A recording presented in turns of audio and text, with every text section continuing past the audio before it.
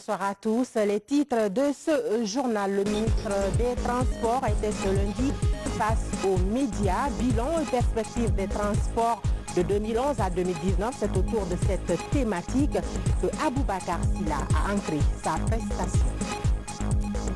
Et puis, la Guinée se dote d'une usine de transformation de l'anacarde. Elle est l'œuvre d'un jeune opérateur économique guinéen qui envisage de sortir cette filière de l'ombre. C'est parti pour la campagne de saut de nos parachutistes. 450 stagiaires sont mobilisés à Mafereya où se déroulent les opérations avec une assistance technique des forces armées royales du Maroc. C'est là pour les titres. Bonsoir à tous. Bienvenue dans ce journal. Je vous le disais à l'instant. Bilan et perspective des transports de 2011 à 2019. C'est autour de cette thématique que Aboubacar Silla, le ministre des Transports, a animé sa conférence de presse ce lundi même à Conakry. Principale réforme de ce secteur névralgique, la mise en place de la société de transport maritime à travers des bateaux-bus pour desservir la façade maritime. Reportage Fodé Camara. Dès son exposé préliminaire, Aboubacar Silla, le ministre des Transports, a jeté un regard rétrospectif sur les acquis de la gouvernance du secteur des transports par les autorités de la Troisième République. Des réformes qui ont permis d'améliorer la compétitivité de la plateforme portuaire avec en ligne de mire capter totalement le trafic malien qui est aujourd'hui à 3% seulement. Pour mieux tirer profit de la façade maritime, l'autre perspective prometteuse est la mise en place de la société de transport maritime. En plus des activités du bateau des îles de l'Os, cette approche innovante mettra à la disposition des populations de Conakry des bateaux-bus afin de réduire les désagréments liés aux embouteillages sur les différentes artères. Nous avons déjà signé un contrat pour le transport maritime. Ce contrat va nous permettre d'avoir des bateaux-bus et 7 gares maritimes vont être aménagées. C'est un contrat signé également en BOT, donc pour lequel l'État se contente tout simplement de s'assurer que les normes et les standards sont respectés, de s'assurer que les tarifs pratiqués sont supportables par la population. C'est un projet normalement qui doit voir le jour et les premiers bateaux doivent commencer à circuler à partir du mois de décembre de cette année. Entre-temps, 7 gares maritimes seront construites, aussi bien sur la corniche nord que sur la corniche sud, et en même temps, donc 16 navires de transport de personnes seront importés. Et nous avons signé ce contrat BOT avec une entreprise ivoirienne qui exploite la société de transport lagunaire d'Abidjan. Pour ceux qui connaissent Abidjan, ils connaissent ce que c'est que les bateaux-bus. Et cette société ivoirienne s'est associée à un grand groupe hollandais, Damen, qui est le plus grand constructeur européen de bateaux, de navires. Et en même temps aussi à SIC Marine, qui est un grand constructeur de gares maritimes. Dans son grand oral, Aboubacar Silla a aussi levé le voile sur la réimmatriculation du parc automobile, la sécurisation des cartes grises et permis de conduire, mais aussi la réhabilitation du chemin de fer Conakry-Cancan. La première phase de ce méga-projet est de 42 km de Conakry à Gomboya pour désengorger le port sec de Kabélé et diminuer les files interminables des camions à conteneurs et autres gros porteurs. Donc les 42 premiers kilomètres, leur construction va en principe démarrer cette année. Il y a également un train qu'on va mettre sur la voie de Dubreka. Dubreka, on l'a appelé Dubreka Express, la voie de Frigia qui quitte Conakry pour aller vers Dubreka jusqu'à Frigia. Nous avons déjà les moyens de transport.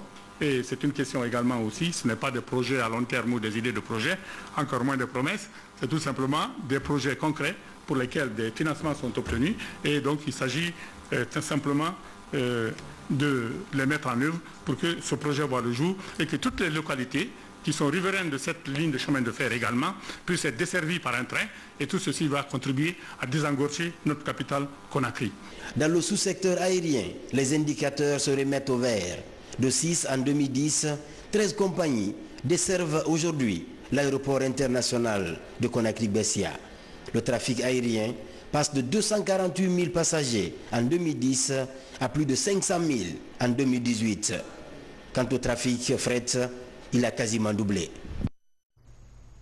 L'Institut de recherche en biologie appliquée de Guinée a un nouveau laboratoire mobile de diagnostic en microbiologie. C'est un don du service fédéral russe de contrôle de la sécurité du droit des consommateurs. Reportage Francis Collier.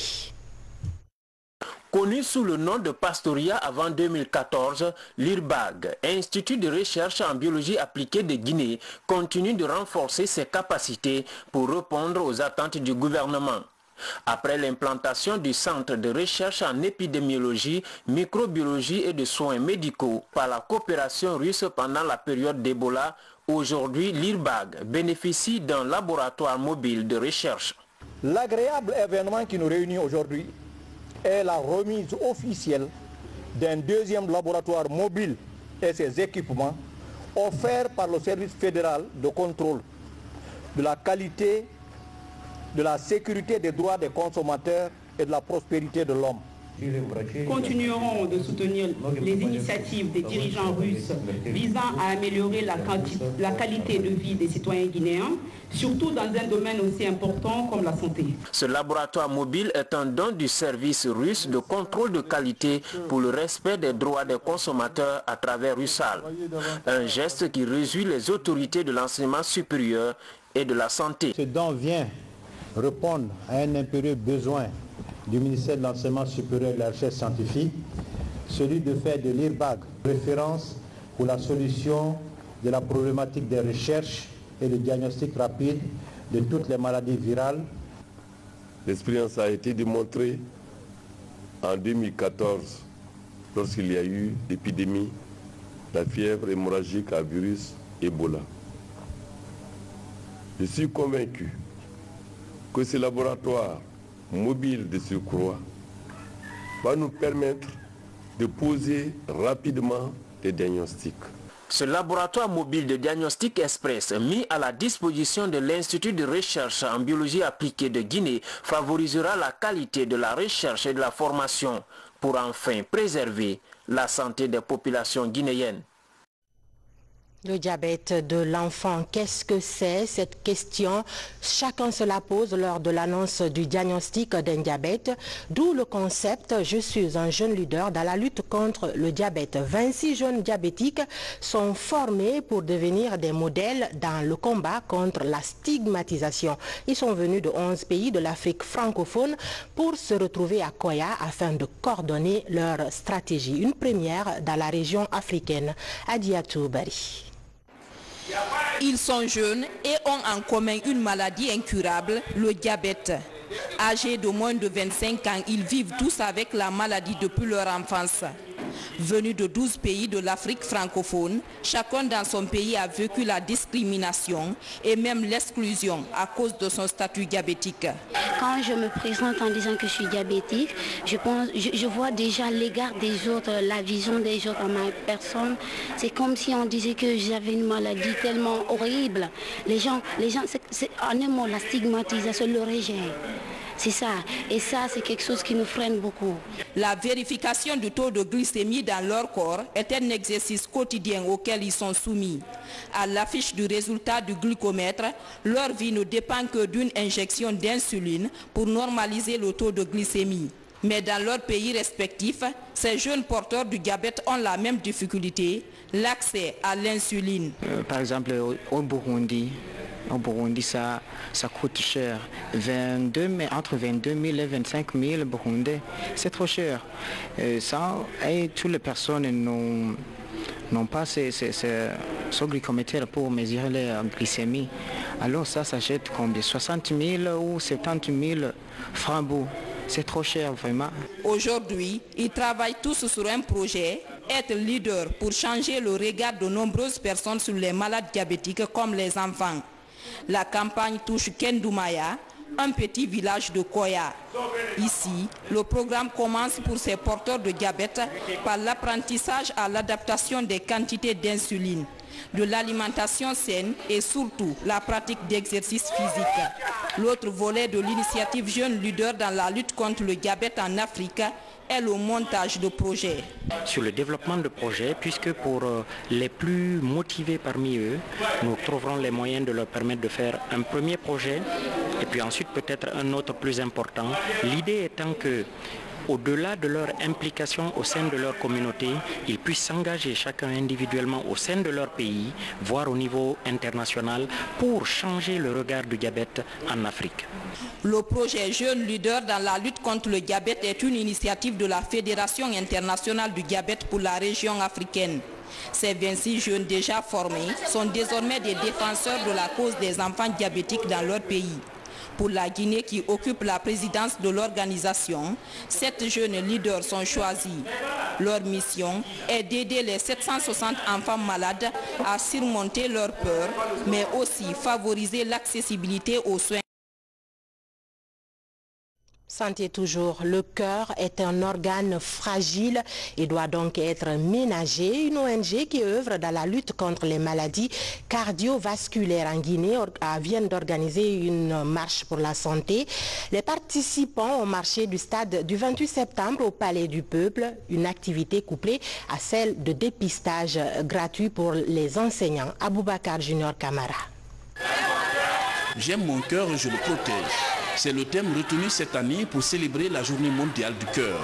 Une marche pour le cœur, des débats et des dépistages gratuits sont entre autres activités réalisées par l'Union des jeunes infirmiers médecins de la cardiologie. Considéré comme la première cause de mortalité en Guinée, l'accident vasculaire cérébral est une pathologie grave causée par un déficit neurologique. Pour stopper cette maladie, des professionnels de la santé recommandent des activités physiques. Les maladies cardiovasculaires constituent aujourd'hui, à travers le monde entier, donc y compris en Guinée, la première cause de décès. Devant les cancers, devant le VIH-Sida, devant le paludisme. Donc vous comprendrez l'importance qu'est en train de prendre aujourd'hui ces maladies cardiovasculaires. Première cause de décès à travers le monde. C'est une occasion pour tout le monde de faire le dépistage sans aller à l'hôpital, sans aller payer quelque chose à l'hôpital. Vous voyez, donc c'est une très bonne chose pour nous. Chacun est libre de venir faire le dépistage aujourd'hui. Le personnel de l'administration et autres personnalités des structures évoluant dans le secteur de la santé suivent ce marathon pour donner une meilleure santé au cœur. L'alimentation fait partie des causes principales des AVC.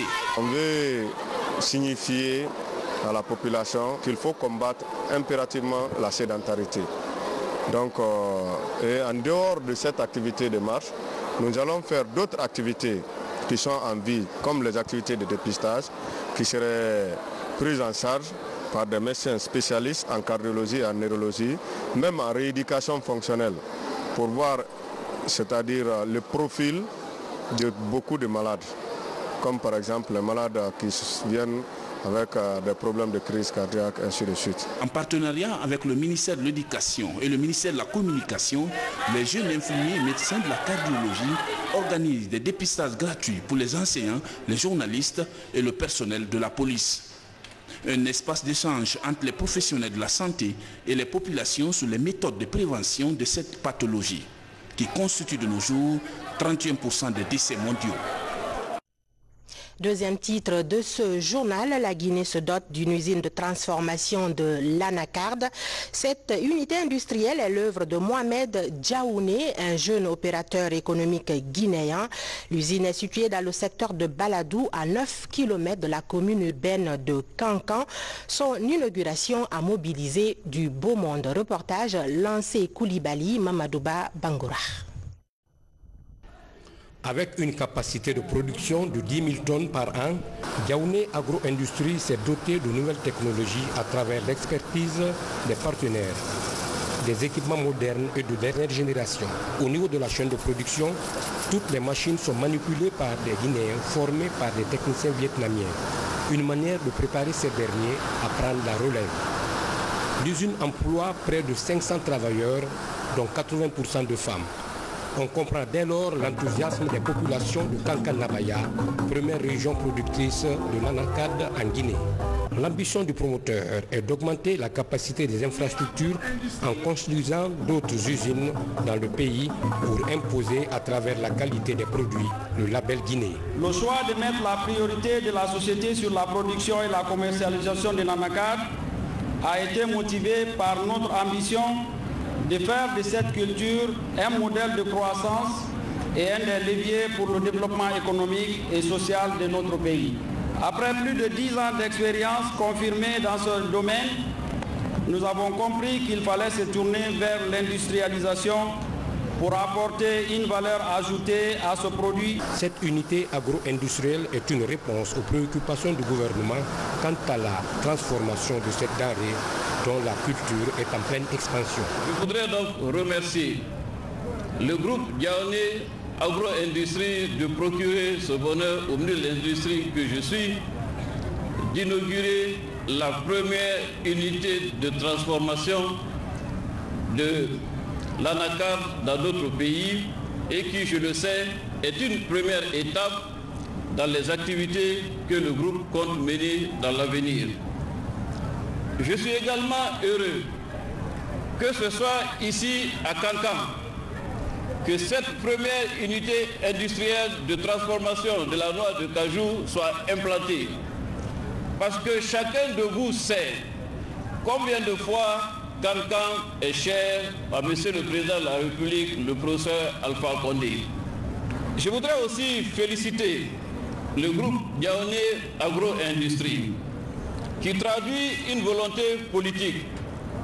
Vous le savez, le professeur Alpha Condé a dit « c'est bien de produire, mais il faut transformer ». Et dans la filière de l'anacarde en particulier, il s'est personnellement investi à distribuer les semences, à encourager les paysans, à encourager les producteurs.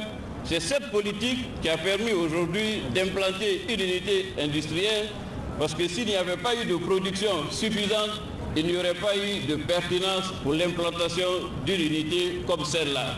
Impressionnés par la qualité de l'investissement, les partenaires ont dit leur détermination à accompagner le promoteur.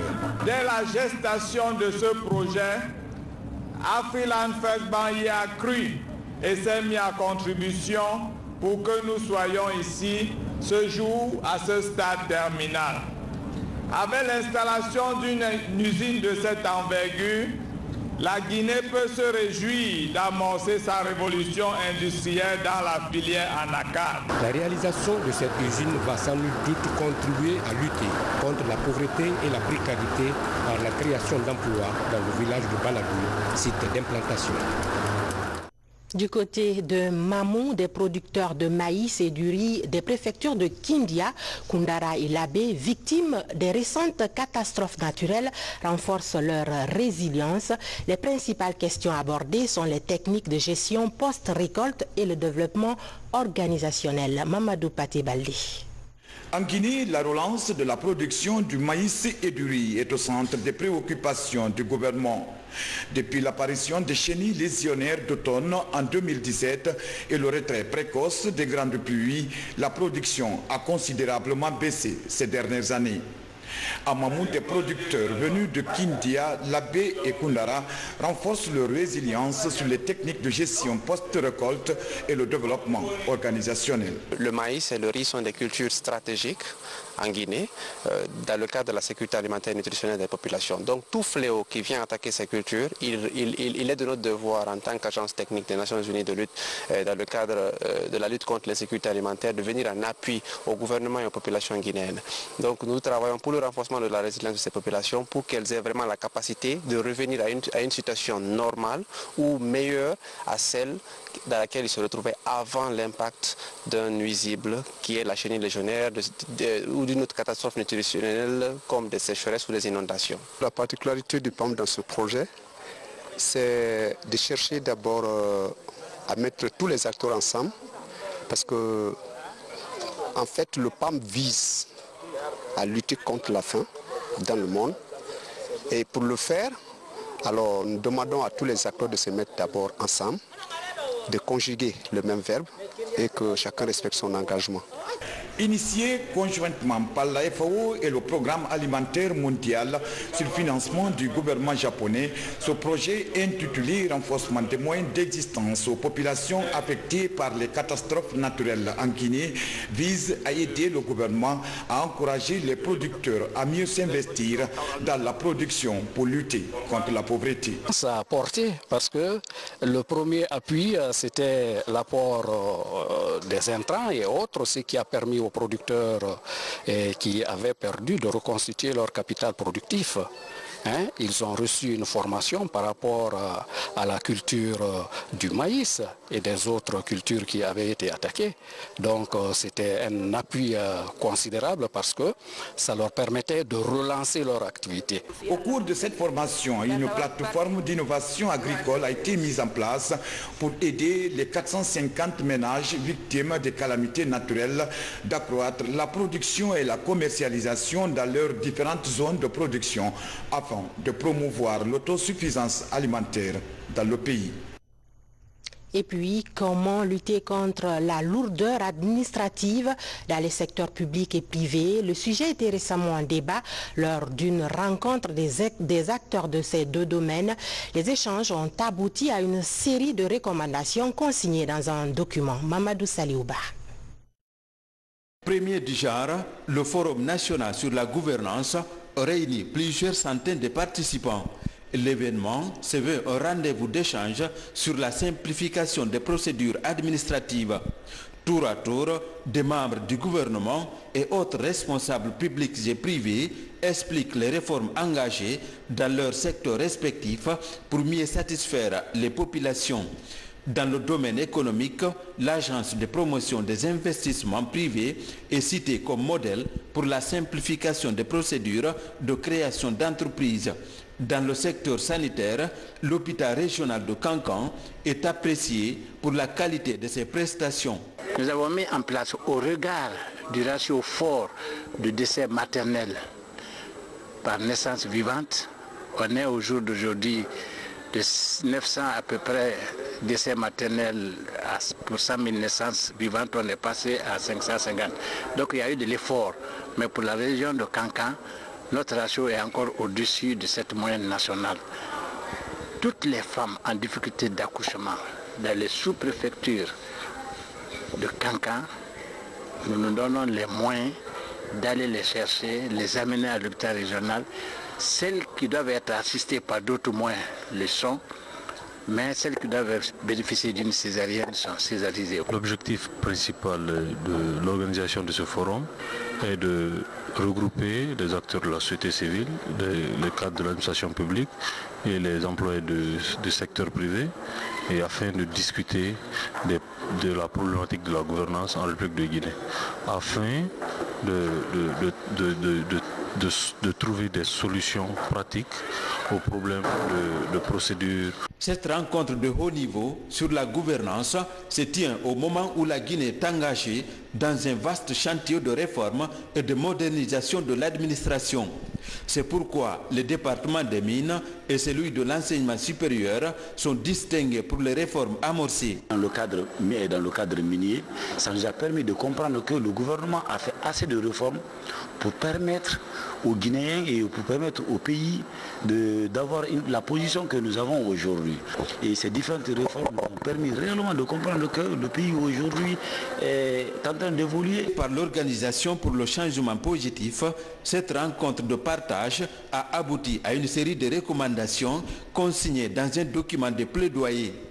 Il sera remis aux différents départements ministériels et autres structures de prestation de services pour une amélioration des procédures administratives.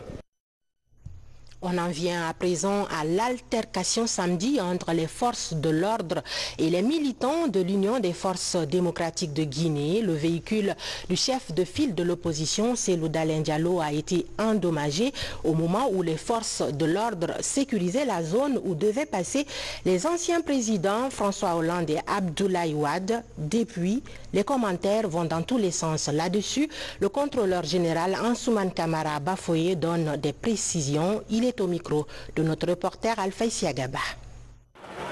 Samedi dernier, une altercation survient entre forces de l'ordre et militant de l'Union des forces démocratiques de Guinée sur la route Le Prince. Le véhicule du chef de file de l'opposition a été du coup endommagé. Depuis, la police est accusée d'être responsable du dégât causé.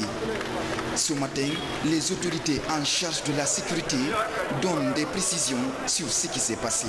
Les Mamba là, avec les véhicules que je vois là, ça allait l'écraser. Ce que je cherche, il n'y a pas eu de contact. Peut-être ailleurs, mais devant moi là-bas, ce qui s'est passé au niveau de Bailly de Flandre, il n'y a pas eu de contact. Véhicule contre véhicule, non. Le début jusqu'à la fin, je ne peux pas vous dire, mais ce qui s'est passé là où moi j'étais, ils ont commencé à jeter des pierres. On a dit de dégager la route était bloquée. La route était bloquée, complètement bloquée. On a dit de dégager, ils n'ont pas voulu, ils ont commencé à jeter des pierres et insulter. Et on a eu aussi les moyens légaux qu'on avait à nos possessions. On a lancé les gages et puis c'est dans ça maintenant qu'il y a eu, qui se sont cognés entre eux là, probablement. Mais il n'y a pas eu de véhicule de police en contact avec le véhicule. Ça, je suis formel. Les services de sécurité rassurent les citoyens que contrairement aux allégations que fusent sur les réseaux sociaux, qu'ils assument leur mission de sécurisation des personnes et de leurs biens dans tout le pays. Moi, je suis un agent de maintien d'ordre. Quand l'ordre est troublé, je dois pouvoir agir. Il y a une loi qui réglemente le maintien d'ordre en Guinée. Ce n'est pas le procureur qui a signé ça. Ça, c'est eux, les députés à l'Assemblée nationale, qui ont voté et qui ont réglementé le maintien d'ordre en Guinée. Et c'est l'autorité civile qui nous fait la demande de concours, qui fait qu'on agit sur le terrain. Donc si j'ai agi hier, c'est lui, le député, celui d'Alain Dalo, qui m'a autorisé de disperser la foule. Aujourd'hui, plus que jamais, les autorités du ministère en charge de la sécurité se disent déterminées à maintenir l'ordre public. C'est là, dans le respect strict de la loi de la République. Dans ce journal également, convention internationale sur le commerce de la faune et de la flore en voie d'extinction. La Guinée pourrait bientôt voir sa suspension levée. Des cadres de l'institution sont à Conakry pour évaluer les efforts fournis par notre pays dans le cadre de la protection des espèces menacées de disparition telles que les primates. Mamadou Alpha Baldé. Les pays signataires de la Convention de la CITES qui travaillent contre le commerce international de la faune et de la flore en voie d'extinction sont obligés de livrer une bataille sans merci contre le trafic d'espèces fauniques, notamment celles entièrement protégées comme les éléphants et les chimpanzés. En 2013, le secrétariat international de la CITES a jugé les efforts de la Guinée peu satisfaisants. Ainsi, le pays a été suspendu de la convention. 7 ans après, de nombreux efforts ont été fournis dans la lutte contre le braconnage et autres formes de criminalité faunique. Des efforts ont été fournis par le pays et que beaucoup reste à faire. Il y a des activités qui doivent être menées sur le terrain en termes de formation, de sensibilisation, d'élaboration et de l'application stricte de la loi en la matière. Et surtout pour dissuader les délinquants qui ne se fatiguent pas, qui changent toujours de stratégie pour mener une lutte à outrance contre les délinquants criminels.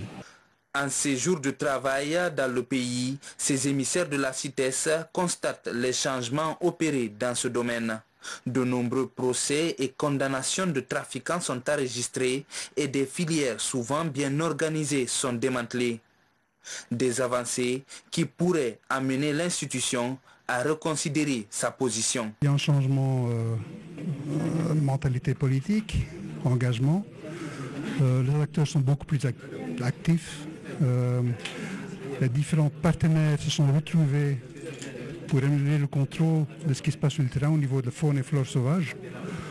On est en train de réfléchir sur des meilleures législations, des meilleures réglementations.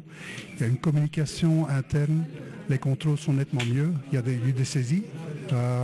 C'est assez remarquable, je trouve. Dans la même dynamique, 2 cadres impliqués dans la protection des espèces en voie d'extinction sont récompensés pour leur engagement sur le terrain par la représentation diplomatique de la Grande-Bretagne en Guinée. Même de décerner les satisfecit par 2 de mes cadres de conservation de la nature prouve que le gouvernement déploie beaucoup d'efforts pour protéger ces espèces rares. On parle beaucoup des mines, du secteur minier, des minerais, de la fertilité de vos terres, du potentiel de l'agriculture. Mais vous avez aussi une biodiversité magnifique et une population de faune sauvage et de flore endogène à la Guinée qui sont peut-être, je ne sais pas, peut-être pas aussi bien connues en Guinée, et à vous les Guinéens de les protéger pour les générations futures. Pour arrêter le phénomène dans la durée, le gouvernement guinéen, à travers le département de l'environnement, entend poursuivre de façon permanente ses efforts sur le terrain en vue de sauver l'ensemble des espèces qui pourraient bientôt disparaître si rien n'est fait. Autre mission dans notre pays, celle du programme de productivité agricole en Afrique de l'Ouest.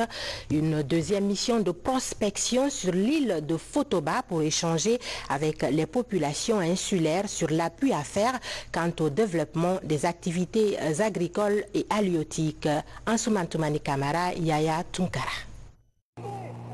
Sur l'île de Fotoba, c'est la deuxième mission de prospection du programme de productivité agricole en Afrique de l'Ouest, WAP. En compagnie d'un expert japonais en aquaculture, des acteurs du projet Fotoba et du directeur général de l'Agence nationale de l'aquaculture, cette mission est venue échanger avec les populations de cette île et le promoteur de l'écloserie de Tamara en arrêt. Le projet WAP de la Banque mondiale envisage d'appuyer les activités agricoles et piscicoles de Fotoba. Venir ici sur l'île, regarder un peu comment les cultures se développent, notamment les fruitiers, l'anacarde et autres, nous voyons qu'il y a de la possibilité de développer de l'agriculture sur l'île. Nous avions aussi une réflexion assez intéressante sur le fumage de poissons à travers des équipements modernes qu'on est en train d'introduire et voir comment ces équipements peuvent également se retrouver sur l'île afin d'accompagner la dynamique en matière de l'aquaculture. Tout ce qu'ils ont proposé aujourd'hui pour nous, nous sommes entièrement d'accord parce que nous sommes des populations, notre activité principale ici c'est la pêche et l'agriculture. Si eux aussi viennent nous parler de l'agriculture pour le développement de l'agriculture, nous sommes derrière eux. L'écloserie de Tamara, en arrêt depuis plus de 2 décennies, a aussi été visitée par la mission. En attendant la relance de la production de crevettes, d'autres activités sont proposées pour rentabiliser l'infrastructure. On va voir avec, par exemple, Mme Pratima, qui souhaiterait faire des séchages des produits agricoles. Et nous allons voir avec le projet WAP, qui souhaite accompagner les femmes dans le fumage. Et on va voir aussi avec nous, acteurs de l'aquaculture, ce qu'on peut faire dans le cadre de l'élevage des poissons. Possible à faire au niveau de ces bassins en utilisant soit l'eau de forage ou l'eau de bassin pour tester cet élevage de poissons qu'on appelle pisciculture marine. On est en train d'échanger, discuter, voir quelles sont les possibilités avec le technicien japonais. L'île de Fotoba, avec ses 3 secteurs, recèle d'énormes potentialités de développement agricole. Pour valoriser ces ressources, le projet WAP se propose ainsi d'accompagner la communauté insulaire dans sa dynamique de développement rural. Un développement qui sera désormais piloté par des coopératives de femmes et de groupements d'intérêt économique pour la transformation des produits agricoles et halieutiques de Fotoba. Le ministre d'État chargé des affaires présidentielles, ministre de la Défense nationale, a lancé ce lundi la campagne de saut à la base aérienne principale de Conakry. 450 stagiaires sont mobilisés et l'opération doit se dérouler à Mafereya avec une assistance technique du 3e bataillon des parachutistes des forces armées royales du Royaume du Maroc. Sergent-chef Alassane Diaby.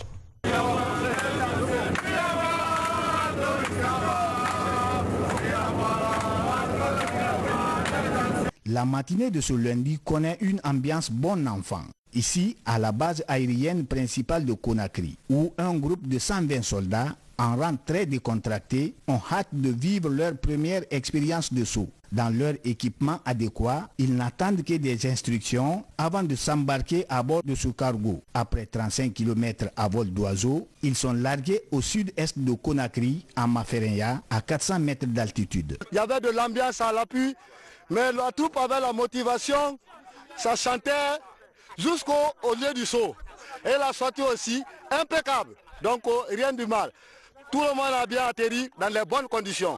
Cette campagne de saut mobilise 450 stagiaires. Elle rime avec la vision de la réforme du secteur de sécurité, celle d'offrir aux forces armées guinéennes une formation adéquate leur permettant d'être opérationnelles en tout lieu et en toutes circonstances. C'est une coopération exemplaire qui est toujours prévalue entre le Royaume du Maroc et la République de Guinée dans ce cadre. C'est encore une nouvelle preuve de la concrétisation des relations d'amitié et de fraternité entre la Guinée et nos frères du Royaume du Maroc. C'est la deuxième fois que nous réalisons la même opération. Aujourd'hui, nous sommes au niveau de 450 personnes qui vont encore faire des sauts pour renforcer leurs capacités. Et je profite de l'occasion d'ailleurs pour remercier très sincèrement les autorités marocaines pour cette assistance, pour cet appui à l'armée guinéenne dans le cadre de sa réforme du secteur de sécurité. Ces opérations de saut vont s'étendre sur 10 jours. Elles permettront à chaque stagiaire d'effectuer 2 séances de saut. Après 4 ans d'activité, l'heure est au renouvellement des bureaux du Conseil national des organisations de la société civile guinéenne. Ici à Conakry, le processus a commencé à la base avec un total de 131 bureaux concernés et il va se poursuivre jusqu'au mois de mars prochain. Younoussa Tawel Kamara, reportage. Le Conseil régional des organisations de la société civile de Conakry procède au renouvellement de ses organes à la base. Le processus concerne les 131 quartiers des 5 communes. C'est conformément aux dispositions réglementaires de l'institution. Nous avons besoin aujourd'hui de l'expertise de la population, du regard critique de la population. Nous avons besoin aujourd'hui de savoir quelles sont les faiblesses, quelles sont les forces, quelles sont les menaces que les populations constatent vis-à-vis de la société civile pour nous permettre de servir non pas nos passions, non pas nos ambitions personnelles, mais d'être dans les strictes limites de servir la nation, servir les populations à la base. Au-delà du renouvellement des membres des différentes branches, c'est aussi une occasion d'écouter les populations qui expriment leurs préoccupations. Des questions du civisme aux besoins sanitaires, tout est noté. Les rencontres qui ont débuté ce 14 février vont se poursuivre jusqu'au 2 mars prochain dans notre capitale. Les statuts du CNOX, nous mettons un accent particulier sur la problématique de la sécurité, puisque c'est une préoccupation pour les citoyens de Conakry. Le civisme, comme on le dit, le Guinéen a besoin de civisme, c'est clair. Il faut préserver les acquis qui sont là. Il faut préserver les acquis, les routes, les écoles, les édifices, les biens privés, tout ce qui est fait là, il faut les préserver. Pour répondre aux attentes des citoyens à la base, le Conseil régional des organisations de la société civile de Conakry sollicite la participation de tous à ce débat.